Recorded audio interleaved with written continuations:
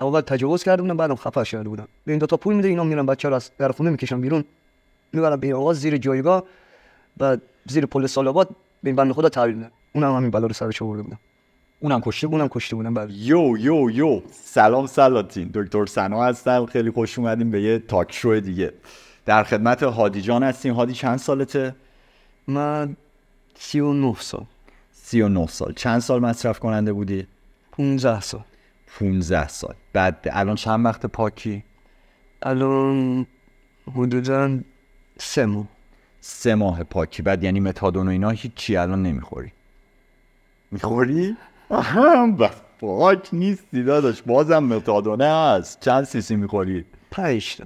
5 تا. ایشالله که متادونه رو هم بذاری کنار. ایشالله. بعد یه روز بخوایم بریم سر اصل مطلب، این آقا پسر گلی که دارین روی تیشرت هادی میبینین عکسشو، اینو چی شد داستانش که رفتی چاپ کردی رو تیشرت؟ از عشقی که به بچه‌ام داشتم. این عکس آقا پسر هادی جانه که زیرش هم نوشته مسافر کوچک بهشت. داستان بچت چیه هادی؟ داستان بچه‌م، ما زیر جایگاه میشستیم، بعد یعنی خونتون اونجا؟ خونمون بله. یه روز رفتم سر کار، از سر کار برگشتم اومدم لباسام خونه مادر خانومم بود. بعد به خانومم گفتم بیا نهار خوردم، بعد میخواستم برم سر کار، به خانومم گفتم پاشو با هم بریم تو برو لباسامو بیار، بعد من میرم سر کار. گفت باشه. دیگه خانومم رفت لباسی بچه رو بیاره، کی لباسی منو بیاره، منم رفتم سر کار. این قضیه مال چند وقت پیشه؟ حدوداً 2 سال و نیم پیش. 2 سال و نیم پیش. بعد اون زمان پس مصرف کننده بود؟ بله. خانومت هم مصرف کننده بود؟ بله. با هم دیگه میزدین؟ آره. بعد شیشه و دوا میزدین؟ آره. اوکی. ولی بچت مصرف کننده نبود؟ نه اصلا. بچت چند وقتش بود اونجا؟ چند سالش بود؟ تقریبا 6 سال. 6 سالش. خب بعد چی دیگه خانومم رفت لباسام بیاره، منم رفتم سر کار. ساعت 5 بود مادرم زنگ زد، گفت بچه گم شده. اسم بچت چی بود؟ علی گم شده. خب بله، علی گم شده فلان اینا. کی زنگ زد گفت علی گم شده؟ مادرم. خب مادرت کجا بود؟ چون خونه ما مادرم با من زندگی میکرد. تو زن تو مامان تو بچه‌م بله. تو رفته بودی سر کار؟ بله. ما خانومت هم رفته بود لباسای تو رو بیاره؟ بله. مامانت خب کجا بوده که یهویی خونه بود؟ بعد مادرم چون آرتروز داره میونه در حیاط در میکنه، بعد میره در باز که بچه میگه ما که ننه بشی، من میرم در رو باز میکنم. آرتروز داره پا در میکنه، من میرم در رو باز میکنم. بچه میره در رو باز کنه، 2 تا از همون بچه همسایه خودمون، یکی حسام عابدی یکی ابوالفضل مومنی، زیر بغل بچه رو میگیرن از خونه میکشن بیرون. بعد ساعت 5 بعد از اون بچه گم شد. ساعت 1:39 جنازش اومد در خونه. زنگ زدن از بیمون دیگه، من زنگ زدم به کلانتری به بیمارستان اینا، گفتم بچه‌م گم شده فلان اینا.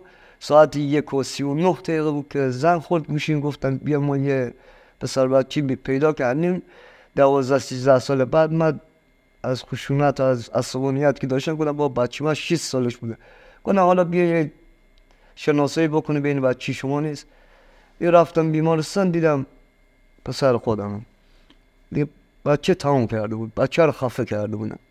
یعنی گلوشو گرفته بودن؟ آره خفهش کرده بود. بله. خب سر چی؟ اول تجاوز کرده بودن، بعدم خفهش کرده بودن. سر این که نمیدونم چه خصوماتی داشتن. این یارو قبل از این اتفاقات 5-6 ماه قبلش یه بنده خدا مزاحم خانومم میشه. خانومم میگه برو من شوهر دارم بچه دارم فلان اینا، کتش نمیره. همینجور مزاحم خانومم میگه ببرم خودم جا دارم. میکشه اینو میاره در خونه میاره. 2-3 تا از دوشام خونه بودن. بدجوری اینو میزننش. کینه برمی داره. بدجوری یعنی در چه حد میزنن؟ در حد اینکه دست پاشو شکونده بودن. حقش بوده آره. ولی خب کینه برمی داره. به خاطر همون کینه دیگه بچه رو اومد خب اون آدمی که داری میگی جزو همین 2 نفر همسایتون بوده که بچه رو دزدیدن؟ نه اون 2 نفر پسر بچه همسایه‌مون بودن. این بنده خدا به این 2 تا بچه پول میده، نفر 50,000 تا پول میده، میگه برید در خونه رو در بزنید. وقتی میبینم من و مادرش از خونه میایم بیرون که خانومم رفت لباس منو بیاره، من رفتم به حساب سر کار. میبینم مثلا کس خونه آمار از قبل گرفته بوده، کس خونه فقط مادرم با بچه است، چی به این 2 تا پول میده، اینا میرن بچه رو از در خونه میکشن بیرون، میبرن به آقا زیر جایگاه، بعد زیر پل سالاباد به این بنده خدا تحویل میدن. بنده خدا چی تجاوز میکنه اول، بعد خفه کنه بچه. خب بعد چی شد این 2 تا رو گیر آوردن پلیسا؟ چی شد فهمیدن این 2 تا؟ پلیسا نفهمیدن، من خانومم فهمید. وقتی بچه گم شد همین 2 نفر اومدن گفتن، هی می اومدن در خونه میگفت علی پیدا شد. گفتیم بابا علی رو دزدیدن، علی خفه کردن مرده. باز رفتم بعد 1 ساعت اومدن گفتن علی پیدا شد. گفتم نه بابا علی رو کشتن، علی مرد. باز دوباره اومدن دیگه شک کردیم، ما به اینا شک کردیم، رفتیم به آگاهی خبر دادیم، آگاهی اومد چی اینا رو گرفت. اینا خودشون اعتراف آره اعتراف کرد. بعد الان این 3 تا آدم که شاید هم بهشون نشه گفت آدم، بله، خب این 3 تا الان کجان؟ 3 تا الان زندانی هن دیگه. البته یکشون فراره، اصل کاری فراری نیستش، یعنی نتونستن بگیرنش؟ هنوز نتونستن بگیرنش، نه. ولی 2 نفر کانون مشهده. یعنی 2 نفر مایی چند سالشون بوده؟ نفری 14 سال. اینقدر بچه بودن. آره. خب پس شاید اصلا اونا نمیدونستن داستان چیه. نمیدونستن، بی هوا اونا خدای خبر نداشتن، نمیدونستن که این بنده خدا میخواد چیکار بکنه با بچه. ولی خب دیگه اتفاق بود افتاد دیگه. بعد از اون چجوری بچه رو که خفه کرده همونجا انداخته؟ آره همون سامن 12 از سمت بیابونی انداخته بود رو یک چیز خاکریز انداخته بود بچه. بعد روحیه خانواده بعد این قضیه چجوری بود؟ تو اون تک بچه بود اون زمان؟ آره اصلا همون یه بچه رو داشتم دیگه، ندارم الان هم ندارم بچه. خب چرا دوباره تلاش نکردی؟ خب دیگه دام احتیاط بودیم و اینا دیگه. خب بعد چجوری شد بعد از اینکه این قضیه توی زندگی شما اتفاق افتاد چی شد؟ چه چیزایی اتفاق افتاد بعدش؟ یعنی مثلا الان خانم تونسته کنار بیاد، خودت تونستی کنار بیای؟ دیگه باید کنار بیان دیگه یه جوری. و الان نه، خود ضربه روی خیلی بهمون وارد شد. من خودم یه دونه موسفید نه تو سرم نه تو سر صورتم اصلا نداشتم. تو این 2 ساله تمام سر صورتم و سرم موم سفید شد اصلا. بعد از این قضیه مثلا خبر داری که آیا مثلا تجاوز دیگه ای به یه بچه دیگه ای صورت گرفته یا نه؟ آره بعد تقریبا یه 2 ماهی که رد شد یه دختر بچه رو همونجا دقیقاً زیر جایگاه، آره همون زیر جایگاه، اونم همین بلا رو سرش آورده بودم. اونم کشته بود؟ اونم کشته بودم، بله اونم کشته بودم. من شاید باورت نشه یه بار یه مریض اومده بود بیمارستان، یه مامان بود با یه پسرش اومده بود. پسرش هم بگم شاید 18-19 سالش بود، یعنی پسر بزرگ بود. بله. خب بعد من دارو نوشتم و یه آمپولم نوشتم، آمپول به باسن باید میخورد. درست. من گفتم که مامانه گفتش که بچه گفتش نه اصلا آمپول نمیزنم، پسره. گفتم بابا تو 18-19 سالته، یعنی چی آمپول نمیزنم؟ مرد بزرگی، تو باید تو 18-19 سالگی از آمپول بترسی؟ گفت نه دکتر تو رو خدا برای من آمپول اگه میخوای بنویسی تو سرم آمپولو بزن. گفتم بابا تو یه دونه آمپول میخوای، سر همون یه دونه آمپول باید سرم بگیرین، 1 ساعت وایسی که این سرم تموم شه که آمپوله بره، بیا یه عضلانی بزنیم کار تموم شه. مامانه هم خلاصه با پسر هم مسیر شد، گفتش که نه دکتر براش عضلانی ننویس. گفتم باش. اینا اومدم برم بیرون، پسره که رفت بیرون مامانه برگشت پیش من، به من گفتش که دکتر راستشو بخوای این توی بچگی بهش تجاوز شده، از اون به بعد اصلا میترسه، فوبیا داره، میترسه که شلوارش رو جلوی کسی بکشه پایین. یعنی این اتفاق لعنتی انقدی بده که اصلا ممکنه زندگی آدم رو عوض کنه. و چقدر بعضی ها بی‌ناموسن. نمیدونم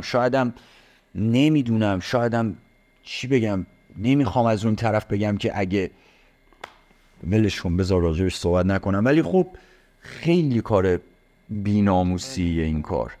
یعنی به نظر من تو یه آدم رو بکشی، به نظر من یه بچه رو طرف بکشه بیشتر میتونم باش کنار بیام تا اینکه به یه بچه تجاوز کنه. نه این هم تجاوز کرده بود، بعدش هم خفه کرده بود بچه. بعد این تجاوز رو از کجا فهمیده بودن؟ پزشک قانونی بهم گفت. بچه چند روز تو پزشک قانونی بود؟ 3 روز. بعد 3 روز اجازه دادن که شما؟ بله دفن شد. بعد حرفت با خانواده ها چی؟ اصلا به نظرت میشه جلوی این اتفاقوی خانواده بگیره یا نه؟ نه سخته آقا، سخت برای پدر، برای مادر خیلی سخته. بچهش مثلا زور بلندش کنن بدزدنش، بعد چی نصف شب جنازش برای خانواده بیا، سخت نیست؟ تا حالا شنیدی یکی به بچه خودش تجاوز کنه؟ تو اعتیاد؟ آره به دختر خودش تجاوز کرده بود. تو همین زندان سبزوار بود، سابقه دارم که تو زندان بود، گفتم به دخترش تجاوز کرده. یارو دیدم خودم تجاوز کرده، بعدم حکم اعدامش دادن. سر این کار حکم اعدامش دادن؟ بله. چه چیزیه؟ چون من میدونم اگه بابا بچه خودشو بکشه کاریش ندارن. بله اینو میدونم. خب حالا قانون اسلام و ایران اینجوریه که بابا تجاوز تجاوز فرق میکنه. رو شیشه بوده همچین کارو کرده؟ بله. چرا آدم میره رو شیشه از این کارهای احمقانه میکنه داداش؟ چون شهوتش میزنه بالا میکنه. شهوت میزنه. یعنی به دختر خودش طرف رحم نمیکنه. رحم نکرده دیگه. اون آدم فکر میکنم خودش هم دوست داشته باشه بمیره، چون بعدش مثلا آقا این آدم یه روزی ترک کنه دیگه هر روز پیش خودش از وجدان داره. یعنی آره وقتی ترک کنه. بله. بعد با خانواده ها حرفی نداری که شاید نمیدونم شاید یه سری کارا اگه بکنن بتونن جلوی این اتفاق حداقل بگیرن؟ من میتونم بگم مواظب بچه‌هاشون باشن، بچه‌هاشون جلو دنبالشون داشته باشن که چی این اتفاق که برای ما افتاد برای اونا نیفته. و فکر میکنی الان پسرت کجا باشه؟ اون جاش معلومه دیگه، بهشت دیگه. بچه 6 ساله جاش بهشت. یعنی فکر میکنی که تو رو بشنوه یا تو رو ببینه یا نه؟ مثلا من آره دیگه. خب بعد اگه تو رو ببینه فکر میکنی ازت چی بخواد؟ بعد به خوابم اومد یه شب، گفت بابا نمیخوای ترک کنی، نمیخوای ول کنی. من تو اون دنیا عذاب میکشم از مصرف کردم تو، به خاطر همینا چی دیگه اومدم رفتم ترک کردم. برای همین 2 دفعه به خوابم اومد تفلک، هم به خواب من اومده بود هم به خواب مادرش. همین حرف که به من زد به مادرش هم گفته بود. دیگه قصد ترک رو گرفتیم و اومدیم ترک کرد. پشمام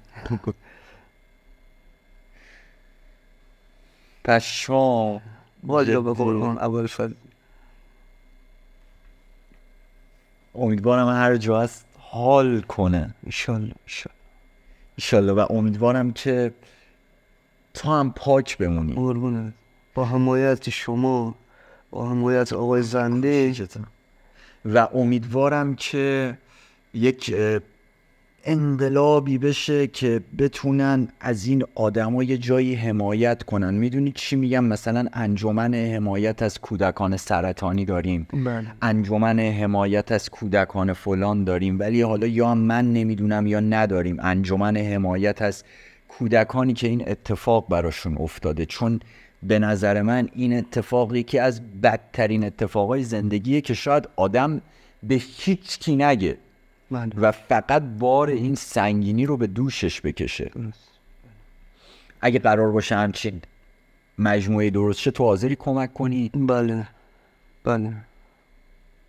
دوستان اگه آدم کلفتی هستین، آدم گنده‌ای هستین و فکر میکنین بتونیم همچین کاری رو استارت بزنیم، هست آدمی که بخواد پشت این ماجرا وایسه، یعنی آدمی که بخواد حمایت کنه از اتفاق، مثل مؤسسه محک که یک مادری خودش بچهش سرطان میگیره فوت میکنه و تصمیم میگیره بیاد یک انجیو میگن خلاصه همچین چیزی رو بزنه برای حمایت از کودکان سرطانی. ما هم شاید از کجا معلومه همین کلیپ باعث بشه همچین اتفاق گنده‌ای بیفته. چند درصد فکر میکنی که اعتیادتون باعث شده که این اتفاق بیفته؟ نه همش رو اعتیاد میدونم، همه اینو میدونم رو اعتیاد 100%. چرا؟ به خاطر اینکه اگه مصرف کننده نبودیم چی هیچ وقت نمیرفتیم ما مثلا زیر جایگاه خونه بگیریم.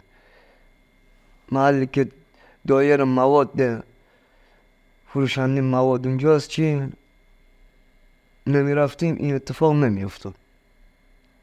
الان خب دیگه اتفاق افتاد دیگه و امیدوارم که اگر نکنی ایشالی.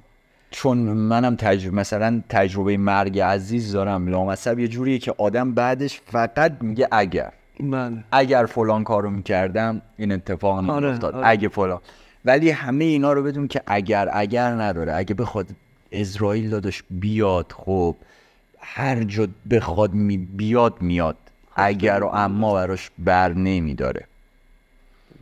امیدوارم که خدا بهت صبر بده. قربونت، خیلی ممنون. در آخرم داشت من میخوام فقط از حمایت آقای مشتبه زنده ممنون باشم، هم برای خودم هم برای خانومم که همه جوره چی پشت ما بوده و هست. دمش گرم. ممنونم هستم ازش. دمش گرم. بچه‌ها این مجتبی زندی که اسمشو شنیدین، دمش گرم، خودش کلیپشو من ساختم. قول مرحله آخر سلطان مواد بوده، یعنی خودش میتونسته یک کارتل برای خودش درست کنه تو حوزه اعتیاد. خدا خلاصه سرشو به سنگ زده و نجات پیدا کرده و ایناها و الان شده منجی، یعنی شده یک دست خدا توی این شهر و داره کار میکنه توی شهر سبزوار و معتادا رو جمع میکنه و سعی میکنه بهشون خونه و جا و اینا بده با کمک شما. یعنی اصلا خود مجتبی زندی به نظر من اگه خدا نخواد، اگه حمایت های شما نباشه یا من سنا یا همین هادی یا هر کس دیگه ای، اگه حمایت های شما نباشه هیچ اتفاقی نمیفته. چرا؟ چون ما کلیپ ساخته بودیم، شما حمایت کردین، اینجا آهن آوردیم بالا، داریم خونه میسازیم برای بهبود یافته ها، برای کسایی که بهبود یافته ها، نه برای کسایی که مصرف میکنن. چون اعتیاد جمعش جامعه خوشگل تری میشه مسلما. یعنی زیر پوست این شهر شما اگه دنبال بگردی میبینی این تجاوز علت اصلیش اعتیاده، این قتل، این آدم ربایی، اینا. یعنی واقعا دارم میگم سر و تهش رو پیدا کنی 90%ش به اعتیاد و به کارتون خوابی برمیگرده. ما اینجا براتون توضیح بدم که الان این خونه‌ای که من دارم کلیپ ضبط میکنم براتون خونه‌ایه که با حمایت‌های شما ساخته شده، نزدیک کمپ، یعنی 10 متر با کمپ فاصله داره، که کسایی که کارتون خوابن جمع میشن میان توی این خونه‌ها، وسیله گرمایشی است، سرمایشی است، زندگی میکنن جای این که بخوان کارتون خوابی کنن. حتی اگه نخوان ترک کنن اجباری نیست، بیان اینجا متادونشون رو بخورن و کار و زندگیشون. آقا طرف میگه من هنوز مواد رو دوست دارم، اوکی بیا کارتون خوابی نکن که هزار اتفاق برات بیفته. بیا اینجا ما هم متادون تو میدیم، هم غذای گرم بهت میدیم، هم خونه میدیم، هم گرما هم سرما، همه چی. و ما نیاز داریم این خونه ها زیادتر بشه. تا الان 3 تا 4 تا خونه است اینجا دیگه و رفته بقیه خونه ها آهناش بالا. اگه خواستی حمایت کنین یه شماره کارت براتون میذارم، همدرد هم دیگه هستیم، خواهش میکنم حمایت کنین و دوستتون دارم واقعا. به عنوان حرف آخر حرف دیگه اگه داری بزن. که فقط میتونم بگم مواظب بچه‌هاشون باشن، خانواده ها، و از حمایت آقای زنده ممنونم. همین. قربونت. مواظب فرزنداتون باشین و بدونید که نمیدونم نظر من اینه اگه یه اتفاق بخواد بیفته میفته. یعنی از اون طرف وسواسم بده که تو بخوای به بچت بگی نرو بیرون از خونه، ساعت 11 شب داری کجا میری. میدونی چی میخوام بگم؟ باز از اون ور بومم نیفتیم، از این ور بومم نیفتیم، یه جور پارانوید و بدبین نباشیم که آره الان بچه من بره بیرون 90% قراره براش اتفاقی بیفته. این باعث پارانوید و بدبینی میشه. یه جور حمایتگر باشیم، متوجه چی میگم، و حواسمون به بچه هامون باشه. به نظر من حواسمون باشه یعنی آزادشون بذاریم خب، و از اون طرف مواظبشون هم باشیم. دوستتون دارم. با آرزوی زندگی بدور از وابستگی. ما معتادا خوب بازی میکنیم چون شما توی تیم ماییم. تا دیداری دیگر، بدرود. تو هم یه خداحافظی بکن. خدا نگهدار.